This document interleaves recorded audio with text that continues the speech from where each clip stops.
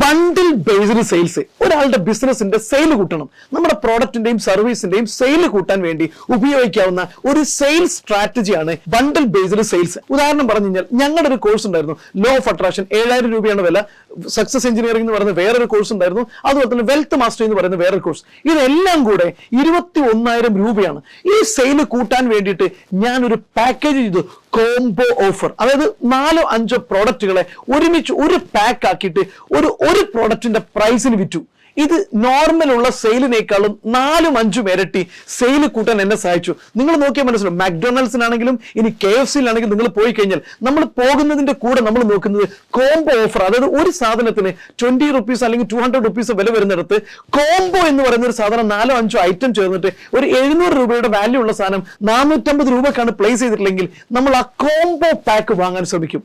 അത് തന്നെയാണ് ഇവിടുത്തെ സെല്ലിംഗ് സ്ട്രാറ്റജിയും. ഒരുപാട് ഐറ്റംസ് അഫോർഡബിൾ പ്രൈസിന് കിട്ടുന്നു എന്ന ഫീൽ വരുമ്പോൾ ആളുകൾ 100 രൂപ സ്പെൻഡ് ചെയ്യേണ്ടടുത്ത് 150 സ്പെൻഡ് ചെയ്തിട്ടും കൂടുതൽ വാങ്ങിക്കാൻ ശ്രമിക്കും. അതിന് നമ്മളെ സഹായിക്കുന്ന സെയിൽസ് സ്ട്രാറ്റജിയുടെ പേരാണ് കോംബോ ഓഫർ സെയിൽസ്.